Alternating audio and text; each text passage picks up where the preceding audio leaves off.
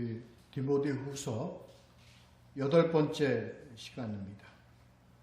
디모데후서 3장 10절부터 17절까지로 우리 3장을 오늘 다 마치도록 합니다. 함께 나누실 말씀의 제목은 지혜가 있도록 하는 것 내용의 말씀으로 함께 나눕니다. 먼저 지난주 3장 1절부터 9절까지의 말씀 우리 지난주에 했는데 잠깐만 뒤돌아보고 본문으로 들어가도록 하겠습니다. 지금 우리는 말세 속에 사는 거죠. 그러니까 예수 그리스도가 오셔서 십자가의 고난과 부활의 어떤 그런 능력을 우리에게 보여주시고 승천하셨죠. 다시 오실 때까지 우리 이것을 말세라고 한다고 얘기 나눴죠. 이 말세에는 늘 이런 고통이 따른다. 이 고통이 무엇인가? 사단이 이 미혹하고 유혹하고 파멸의 길로 이끌어가고자 우리를 고통에 빠뜨리게 하는 그런 시기다 하는 것을 이제 얘기하는 거죠. 그래서 미혹하게 하고 고통하게 해서 그들에게 이제 잡힌 바 된 자들은 자기를 사랑합니다. 원죄 속에 속하는 자들, 그런에서 나타나는 죄의 모습들, 돈을 사랑하며 교만하여 폐륜적으로 부모들을 거역하고 감사하지 아니하고 거룩하지 아니하고 이런 자들이다. 이것은 이렇게 인간들을 사로잡아 간다는 거죠. 그래서 아주 인간의 기본적인 어떤 감정, 기본적인 도덕심 이 모든 것을 다 잃어버리고 상실하게 되는 거예요. 글쎄요. 근데 이것을요, 그들은 전부 다 감추려고 하는 거예요. 그래서 겉으로는, 경건하게 사는 것 같게 모양이 낸다. 의로운 척하고요. 인자한 척하고요. 자비로운 척하고요. 은혜로운 척한단 말이에요. 그러나 실상은 어떤 경건이 가지고 있는 본질은 없다 하는 거예요. 그러니까 능력이 없다. 그렇게 경건의 능력은 없다. 그래서 결론적으로 이것은 직계에서 얘기하면 복음을 가지고 있는 것 같은 복음적인 생활을 하는 것 같지만 복음이 갖고 있는 본질이 없는 껍데기 신앙이다. 내용이 없다. 생명력이 없다 하는 의미. 경건의 모양은 있으나 경건의 능력은 부인하니. 이러한 모습이 나타나서 미혹하는 한 대표적인 예가 바로 신방이다. 3장 6절에 나와 있는 남의 집에 가만히 들어가 어리석은 여자를 유인하는 자들이 있으니 이런 것이요. 신방이라는 것은 우리가 교회 공동체 생활 중에 필요한 사역의 한 형태이지만 그 배면에 갖추고 있는 아주 큰 위험성을 가지고 있으니까 유의하라는 의미입니다. 그래서 이러한 가정을 복음을 모르는, 복음에 아주 미숙하거나 복음의 옷을 덜 입은 자들, 이러한 자들을 미혹하게 되면 그 사람들은 죄에 더 깊이 빠져들어가는 거예요. 그래서 교회 분란을 일으키고요. 참 신앙과는 역행하는 삶을 살아가는 모양이 참 많이 나타나죠. 그래서 그들이 성경 공부를 하고 집회를 다니고 뭐 여러 형태의 것을 하지만 진리를 깨닫지 못한다. 그렇게 돼 있어요.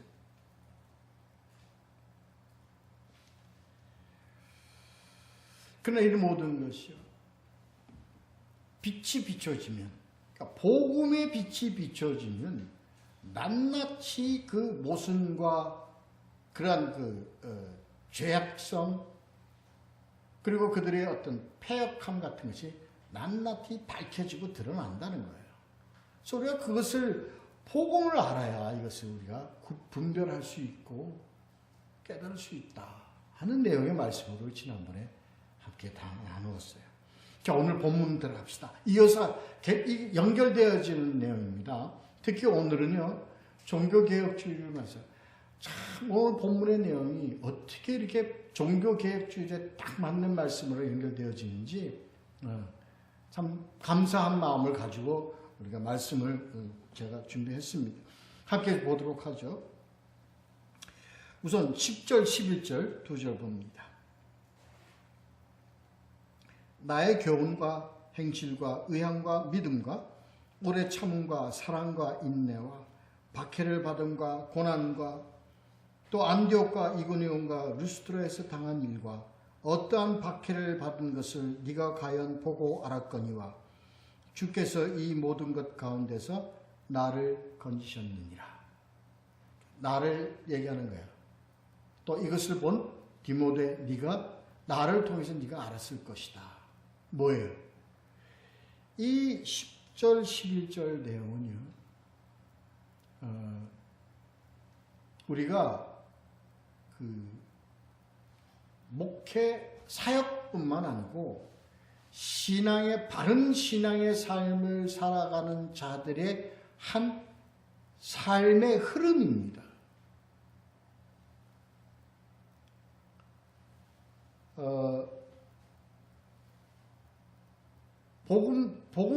복음적 삶을 살아가고요, 바른 신앙의 삶을 살아가요. 바른 교회로 우리 공동체의 삶을 살아가는 흐름이 10절, 11절입니다. 이게 무슨 종교개혁이나 복음을 전하는 바울에게 국한된 흐름이 아니라 우리가 바른 신앙생활을 살아가는데 가질 수밖에 없는 한 삶의 흐름입니다. 실천. 말씀드린 저부터 싫습니다. 왜냐고요? 온통 우리 흐름이 뭡니까? 전부 다 보시죠.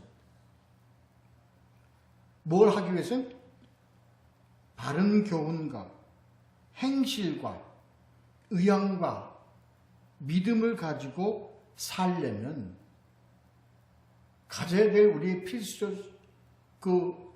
자질이 뭐냐? 오래 참음과 사랑과 인내예요. 그러니까 우리가 바른 삶을 살아가려면 어떻게? 오래 참고 살아야 돼요. 항상 인내하면서 살아야 돼요. 그리고 우리가 이것을 오래 참고 인내를 해야 되냐? 사랑으로 오래 참고 인내하면서 살아야 돼요. 그러니까 이게 좋은 건가요? 그렇지 않잖아요. 그 다음에 우리의 삶 가운데 그러니까 교훈과 행실과 의향과 믿음, 이거 우리 앞에서 다 한 겁니다. 이거 다 한 겁니다. 우리가 복음을 통해서 그리스도의 사랑을 우리가 알고 그것을 우리가 깨달아 순종하면서 삶을 살아가는 뭐예요? 행실과 의향과 믿음이에요. 다 한 거죠. 그러니까 이런 것으로 우리들의 삶을 살아가려면 우리는 오래 참아야 돼. 그리고 뭐예요? 우리는 인내해야 돼. 이 모든 것을 다 그리스도의 사랑으로 우리가 품고 인내하고 견디고 살아가야 돼요. 그리고 무엇을 우리가 인내하고 우리가 견디고 살아가야 되느냐? 그 다음 겁니다. 뭐가 있기 때문에?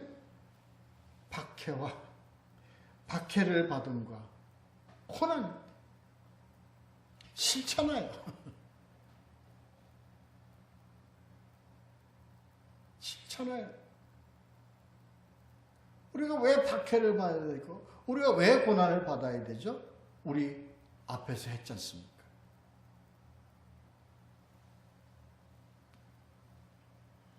돈을 사랑하며 자기를 사랑하고 교만하고 비방하여 패륜적이 되어버리고 이러한 모습으로 우리를 끌어가도록 누구가 그렇게 우리를 끌어가려고 그래요? 사단이. 이게 우리 고통받는 때에 우리가 이것을 갖다가 맞대어 우리가 삶을 살아갈 수밖에 없어요. 우리들의 삶을 통해서 항상 우리를 따라다니는 게 있으면 우리를 미혹시키고요. 우리를 죄악 가운데 빠뜨리려고 하고 있고요. 유혹하고 있고요. 이러한 것으로 사는데 그것을 하지 않으려면 뭘 받아야 돼? 핍박과 박해를 받아야 돼.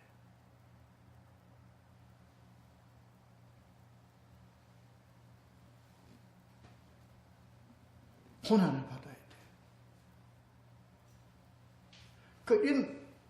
이러한 것에 예를 들어서 바울이 네가 알고 있지 않느냐? 어디서? 내가 안디옥과 이고니온과 루스트라에서 당한 것을 네가 알고 있지 않느냐? 바울이요. 복음을 전하면서요. 끝까지 시작부터 시작해서 다메섹 도상에서 예수 그리스도를 만난 이후로 그는 시작부터 그가 죽어서 로마에서 그가 죽음을 당할 때까지 그의 모든 삶은 하나부터 끝까지 다 뭡니까?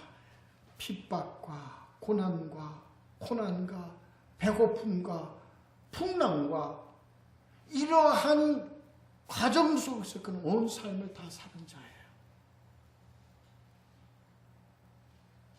그걸 디모데야 네가 알고 있지 않느냐 이겁니다. 오늘날 우리에게 뭐예요? 교회들이요. 내가 그런 너희가 다 이젠 알고 있지 않느냐. 다 기록되어 있지 않느냐 성경에. 내가 호요식하고 잘 먹고 배부르고 풍성한 삶을 살아간 기록이 성경에 있느냐? 없어.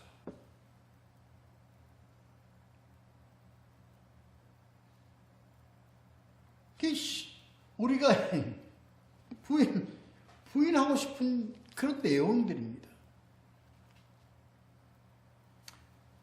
목회한다고 꼭 굶고 살아야 됩니까? 목회한다고 꼭 가난하게 살아야 목회하는 겁니까? 우리는 그렇게 얘기를 해요. 신앙생활을 하고 복음을 지키면 꼭 고통 중에 살아야 됩니까? 어려운 가운데 꼭 살아야 됩니까? 잘 먹고 잘 살면서 얼마든지 할 수 있지 않습니까?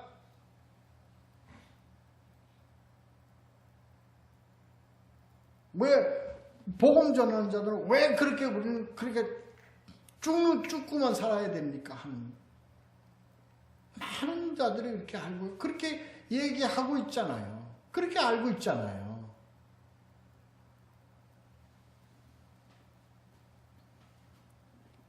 바울이 지금 여기서 나온 대로 그거는 우리의 길을 달게 해주는 얘기일 뿐이에요.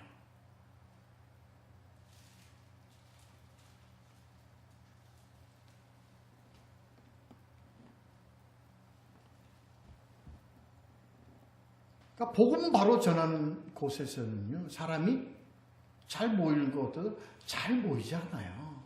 왜? 이런 소리 듣기 싫으니까요.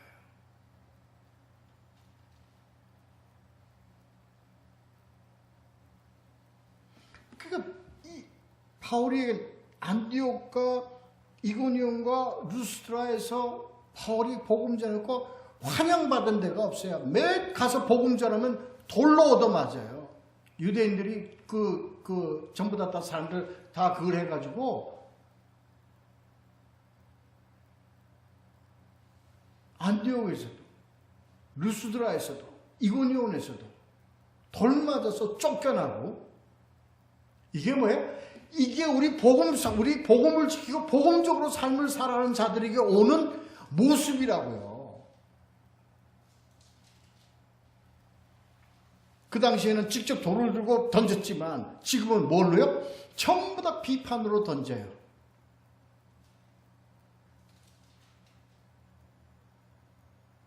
그걸 뭘로? 이단들이 그거 아니다. 예수 그리스도는 실패한 사람이다. 하나님의 아들이 아니다. 이런 그 회개망측한 논리로 이것을 갖다가 우리 복음주의자들에게 대해서 돌을 집어 던져요.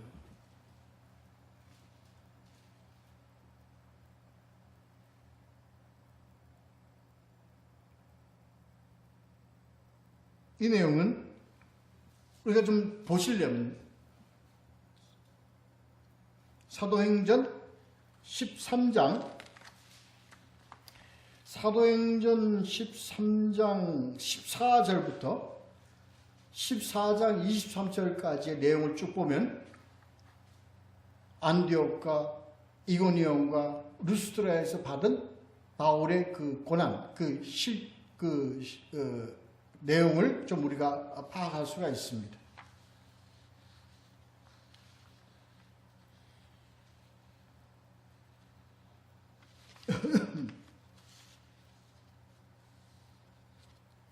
그런데 이것을, 여기서 중요한 것은 이런 바울의 그런 내용을 디모데가 네가 과연 보고 알았거니와 이겁니다. 우리가 중요한 건 이 내용입니다. 디모데에게만 한 얘기가 아닙니다. 우리는 뭘 통해서 이걸 압니까? 우리는 사도행전 그리고 바울의 서신서를 통해서 이걸 우리가 다 눈으로 보고 듣고 익히 가르침을 받아서 우리는 알고 있잖아요. 근데 너희가 이것을 알고 있는데 말을 할 때 너희 성도들 하나님의 백성들에게 말을 할 때는 너희 왜 그걸 입을 다물고 모른 척하거나 그것을 숨기고 있느냐, 이겁니다. 이걸 오늘 우리 교회 우리 성도들에게, 특히 우리 말씀을 전하는 우리 목회자들에게 강하게 던지는 얘기입니다. 오늘날 우리 목회들이요, 우리 오늘 그 교회에서 이렇게 얘기합니까? 우리는 복음을 전하려면 우리를 받는 고난과 핍박과 박해와 오난 이 모든 것을 우리가 다 감당하고 오래 참고 인내하면서 이로써 우리가 삶을 살아야 됩니다. 이렇게 얘기하느냐고요, 교회에서.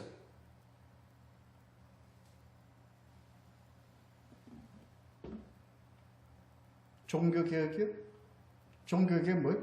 이거 알으라는 게 종교개혁이에요.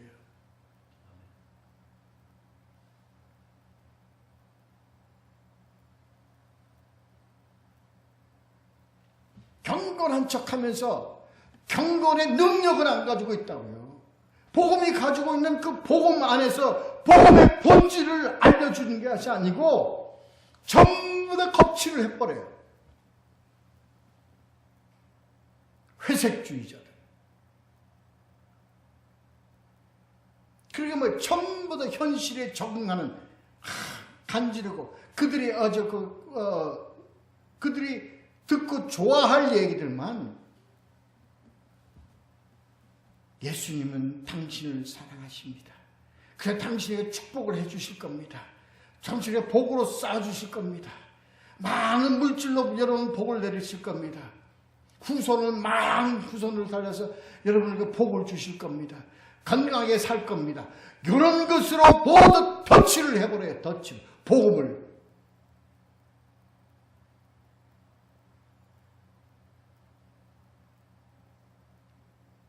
사도행전에서 바울의 서신서에서 바울이 온갖 가지는 고난과 고통을 가지면서도 내가 그러므로 죽음 앞에서도 내가 복음을 전하지 않으면 내가 저주를 받을 것이라고 선포하는 듯이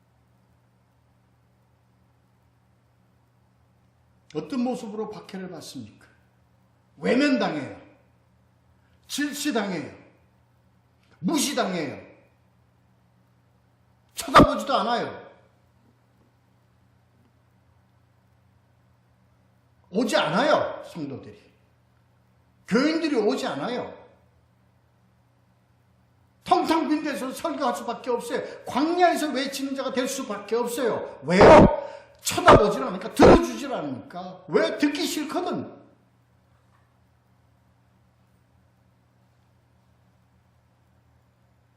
그게 박해입니다. 손가락질 받는 거, 무시하는 거, 세상으로부터 외면당하는 거, 이게 박해입니다. 손가락질 하는 거, 조롱당하는 거, 이게 박해입니다.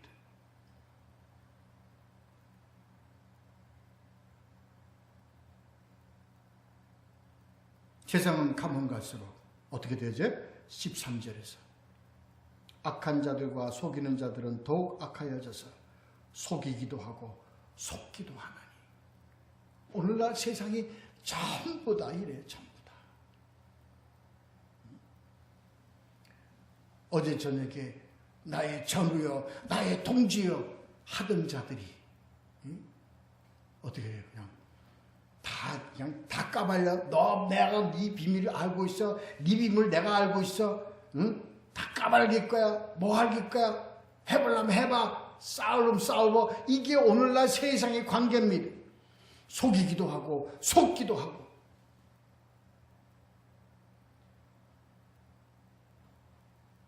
더 악하여져 가는 거예요. 니놈 내놈 할 거 없어요. 모두가 다 이런 세상이에요. 이런 판국이에요.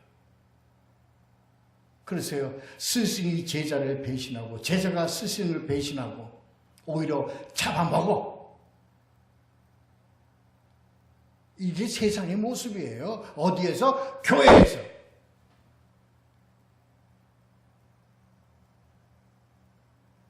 그걸 하나님이라고 그런다니까. 그걸 금송아지로. 그게 뭐예요? 악한 자들 속이기도 하고 속기도 하는 세상에서. 그러니까 어떻게 복음을 지키죠. 순수성을 가지고 가자고 하는 자들은 박해 핍박받을 수밖에 없습니다. 왜? 그들에게는 걸림돌이 되거든요.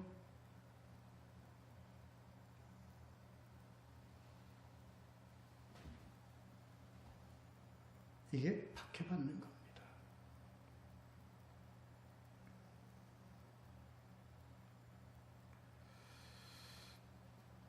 우리는 이거 받아야 돼요.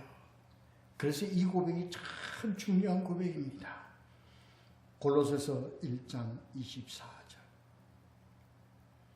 나는 이제 너희를 위하여 받는 괴로움을 기뻐하고 그리스도의 남은 고난을 그의 몸된 교회를 위하여 내 육체에 채우노라.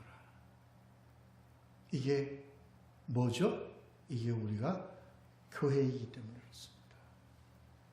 교회로 부름받은 자는, 교회로 세움받은 자는 바로 그리스도의 남은 고난을 채워야만 되는 겁니다.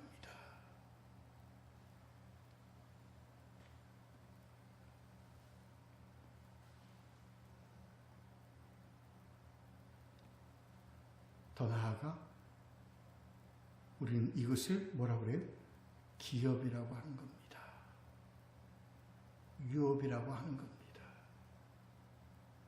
복음을 전하고자 하면, 복음을 지키고자 하면 온갖 조롱과 비판과 무시와 힐난을 당하게 되어 있습니다. 그러나 이것은 우리가 가져야 될, 우리가 잊고 우리가 품고 가야 될 하나님의 기업이기 때문입니다.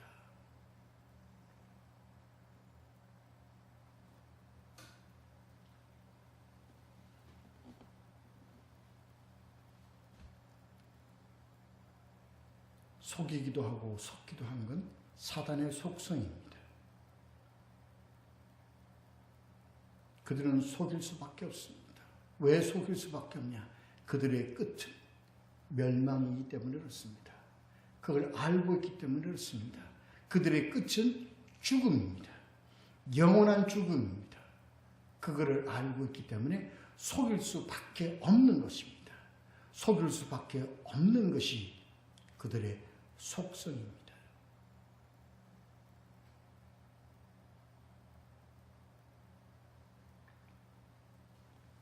14절부터 17절까지 읽도록 하겠습니다. 그러나 너는 배우고 확신한 일에 거하라.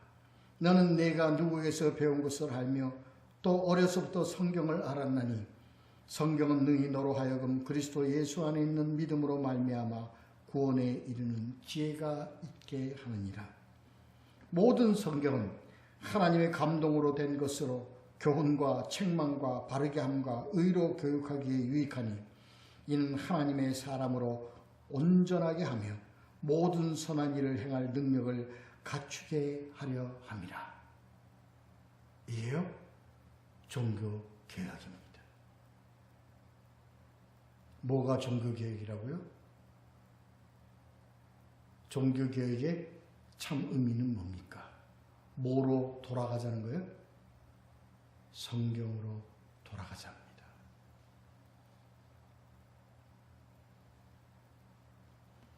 왜? 성경이 곧 뭐라고요? 지혜이기 때문입니다. 뭐 하는 지혜입니까? 이기는 지혜입니다.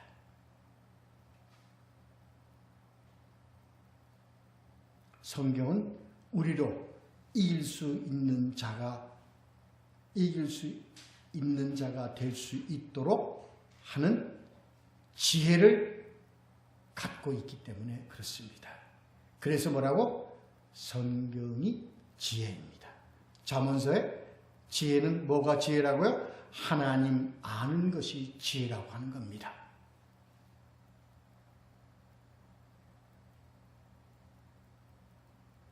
그렇기 때문에 너는 어떻게? 성경 속에 거하라는 거예요. 그게 14절이에요.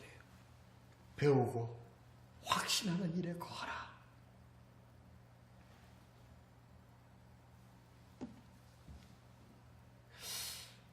여기서 우리가 좀 깊게 다뤄야 될 내용은요. 배우고 배우는 거와 또 뭐가 필수가 되어야 되는 확신하는 거에 거해야 합니다.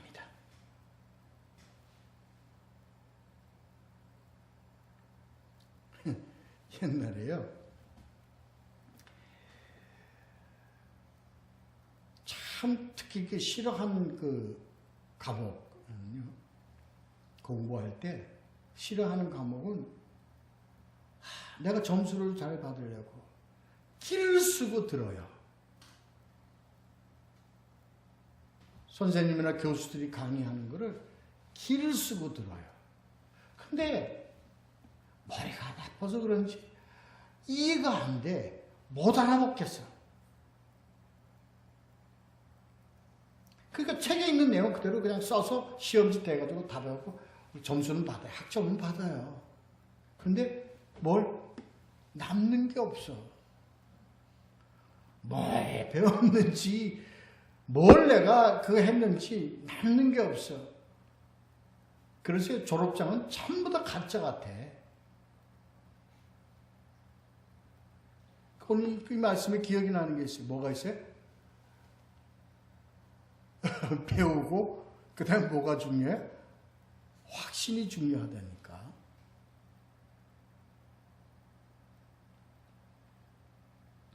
성경에 나와 있는 말씀을 우리가 읽고 듣습니다. 그런데 그 말씀이 우리의 것이 되어지려면 뭐 어떤 과정을 거쳐야 됩니까? 확신의 과정을 거쳐야 합니다. 이해가 되어져야 되고요. 그 말씀이 나에게 내 생명이 될 수 있는 말씀의 과정, 확신의 과정이 중요합니다.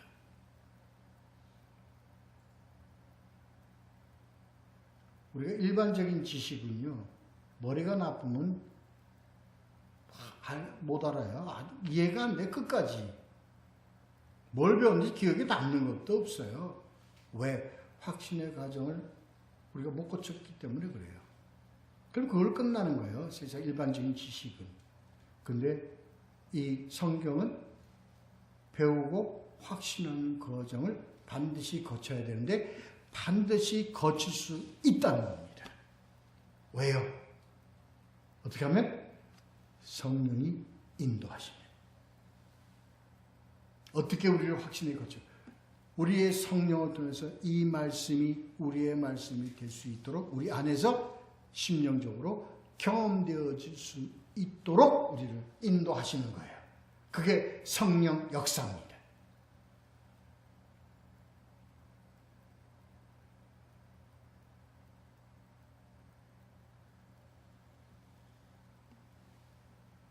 그렇게 함으로써 뒤에 성령 역사가 어떻게 나타나느냐?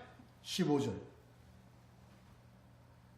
성경은 능히 너로 하여금 그리스도 예수 안에 있는 믿음으로 말미암아 어떻게?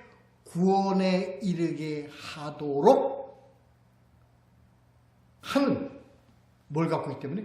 지혜가. 이게 성령 역사입니다. 이 지혜는 세상 지혜입니까? 천만의 말씀입니다. 누가 우리에게 주신 지혜? 하나님이 우리에게 주시는 지혜입니다.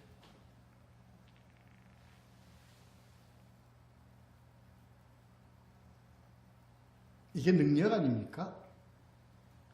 이게 능력 아닙니까? 이게 능력이에요. 그래서 뭐는 있으나 뭐는 없어요. 경건의 모양이 있으나 경건의 능력이 없다는 이게 없다는 겁니다. 알아야 하죠.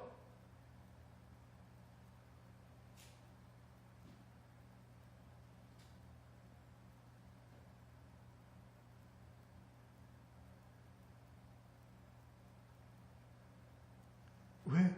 그 속에는요, 하나님의 충만하심이 들어있기 때문에 그래요. 하나님의 그 의지가 들어있기 때문에 그래요. 그래서 이걸요, 그대로 선지자들에게, 사도들에게 그대로 옮겨주시는 겁니다. 글자 옮겨주는 게 아닙니다. 성경의 글자를 옮겨주는 게 아니고 말을 옮겨주는 게 아니고요. 말 속에 있는, 말과 함께 그 말씀 속에 있는 본질, 생명력, 이것을 같이 해서 우리 선지자와 그 다음에 사도들에게 넘겨줬기 때문에 뭘로? 하나님의 뭘로? 감동으로. 성경은 하나님의 감동으로 된 것. 이 감동이라는 게 감정적인 감정이라는 의미가 아니라 하나님이 그 말씀 속에 있는 생명력, 그 말씀 속에 있는 능력, 이 모든 것을 토탈적으로 그 안에 있는 본질을 담아다가 선지자와 사도들에게 넘겨줬고, 선지자와 사도들은 그거를 글로 만든 것이 뭐라고요? 성경이기 때문에. 성경은 하나님의 감동으로 된 것이다.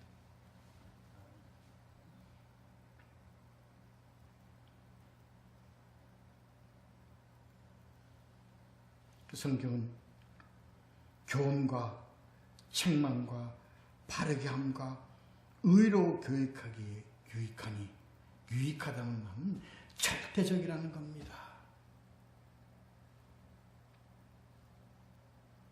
그러므로 성경을 알고 우리가 성경을 하는 것은 어떻게 하는 거예요? 우리를 어떻게? 우리로 하나님의 사람으로 뭐하게 하여? 온전하게 한다는 거예요.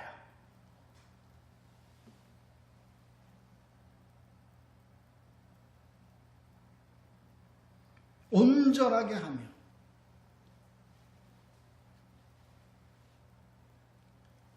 모든 선한 일을 행할 능력을 갖추게 하려 합니다.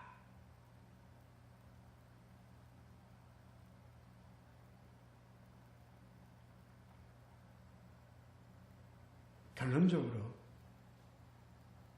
종교개혁은 뭐로 돌아가자? 성경으로 돌아가자. 어떤 성경으로? 하나님의 감동으로 씌워진 성경 속으로 돌아가고 바르게 교훈함과 의와 그리고 교육하기에 유익한 성경으로 돌아가야 돼요. 그래서 이 성경은 어떤 성경으로 돌아가야 돼요? 하나님의 사람으로 온전하게 하는 경건의 모양과 경건의 능력을 다 갖춘 말씀, 복음으로 돌아가는 것이다.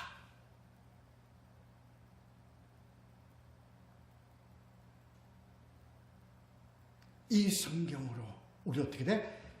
이 성경을 통해서 하나님은 우리를 뭐하기에 이기도록 하신다.